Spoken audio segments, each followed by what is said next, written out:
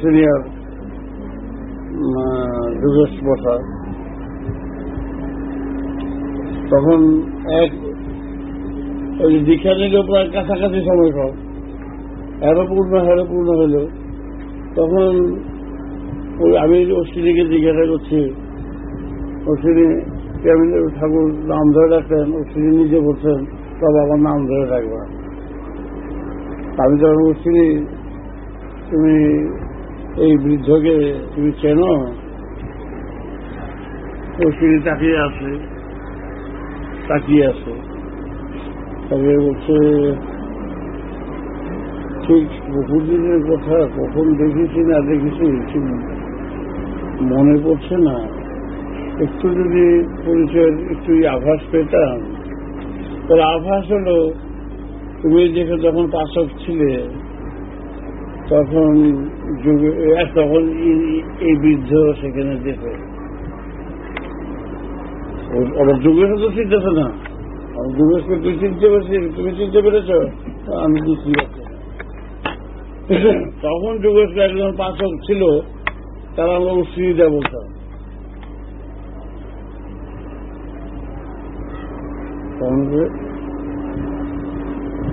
তুমি কে হে? তুমি 2,500 দিয়ে দেয়। 2,500 দিয়ে একটা ছোকরা এতো, একটা ছোকরা আসতো, প্রায়ই আসতো। তার নাম ছিল যোগেশ, মনে পড়ছে। দুইজনের যোগেশ। তখন আমি সেই যোগেশ। তুই সেই যোগেশ? হ্যাঁ, কি বলিস? দুজনের যে আলিঙ্গন, আর ও বলছে তুমি সেই অশ্বিনীটা। একটু প্রসাদ চেয়েছিলাম বাবার, একটু প্রসাদ। যোগেশ, অশ্বিনীটা তুমি তো আমার সেই প্রসাদ প্রথম দিলে না? হ্যাঁ, দিয়েছি। দুজনে যে আলিঙ্গন, সেটা অপূর্ব মিলন তাদের ভিতরে, অদ্ভুত দৃশ্য। সেগুলো তো তুমি দেখে দিতে পারো। মিলন দেখিয়ে দিলে। সেই সময় ছিল একজন এসডিও, তার নাম হল যদু রায়।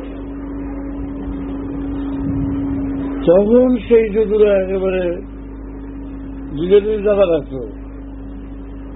দুজনের মিলন দেখে যদু রায় লাফিয়ে পড়ল। পেছনে ছিল চিন্তাভরণ, সে ওর অশ্বিনীলের তৈরি থাকছে।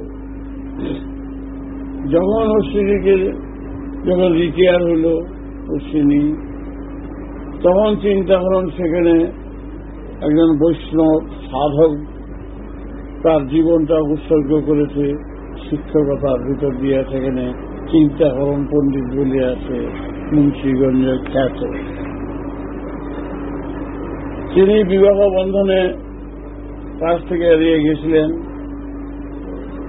এবং সেখানে সোশ্যাল সেবা, সমাজ সেবা হিসাবে তিনি নিজেকে উৎসর্গ করেছিলেন। মহাত্মা গান্ধী যখন নোয়াখালী গেলেন তার বাড়িতে, এবং সেখানে সবাই তিনি একজন প্রধান উদ্যোগী হইয়া সে সময় তিনি তার সাথে কাজ করেছিলেন। তিনি বাড়ি নোয়াখালী, চিন্তাভাবনা বাড়ি।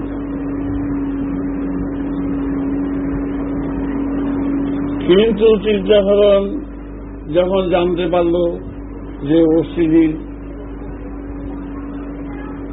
বৃদ্ধ বয়সে, শেষ বয়সে একজন ব্রহ্মজ্ঞ পুরুষ আসবেন, তিনি অশ্বিনী লেজ ধরে বসে আছেন এক পর্ণ কুটিরে।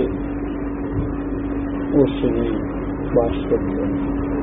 বাড়িতে শুধু খাবার, আর কারোর সাথে তার কোন সম্পর্ক নেই।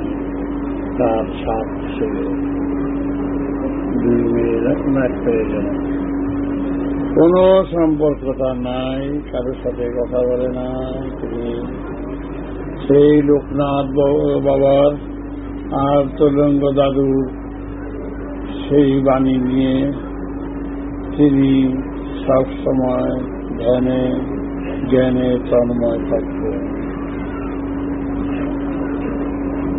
সাধুর বেশ নাই, সাধারণভাবে একটা ফতুয়া গায়ে দিয়ে একটা সাধারণ কাপড় পরে তিনি থাকতেন, দেখতে খুব সুস্থ ছিল।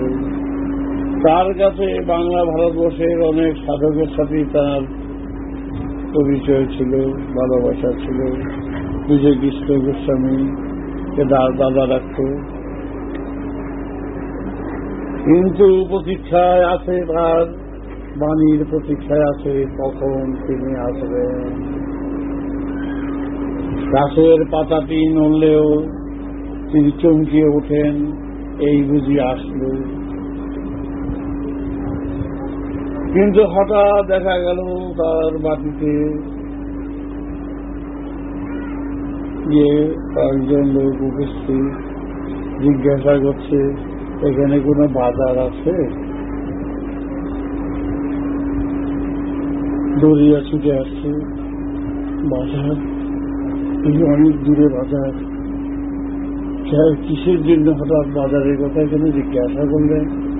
তো জিজ্ঞাসা করলাম, ঝড়ের বাড়ি খেয়ে বাড়ি এসে থামিয়েছিল তো, হঠাৎ আমাদের সমানতন যেখানে পৌঁছানোর কথা, আজ রাত্রে তো আজ পৌঁছানো যাবে না, একটু চিড়াগুড়ের যদি ব্যবস্থা হতো তাহলে আমরা এই রাত্রেটা কোনো মতে আমরা কাটিয়ে দিতাম।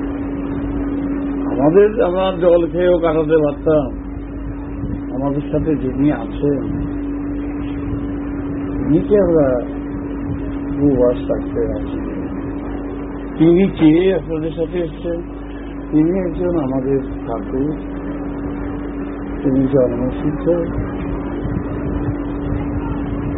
তিনি বসে আসছেন জন্মসিদ্ধ, বয়স ভালো ভালো। সে খালি গায়ে দৌড়তে শুরু করেছে রাস্তা দিয়ে পাগলের মতো, সাথে সাথে তারাও ছুটছে, চলো চলো চলো চলো। গিয়ে নগর কাছে গিয়ে করছে, বাবা বাবা চিৎকার করছে। বাবা তখন বলে উঠছেন, ও শুনি এই কি কথা, আমার নাতির থেকেও ছোট ছোট, আমার নাম ধরে ডাকে অশ্বিনী, সাথে চিন্তা করানো দৌড়তে শুরু করেছে, ল্যাস ধরে ধরে অশ্বিনী। যেই মাত্র নাম ধরে ডাকলো অশ্বিনী, তখন চিন্তা করোনা আর অশ্বিনী গিয়া ঝাঁপিয়ে পড়ল তার পদতলে।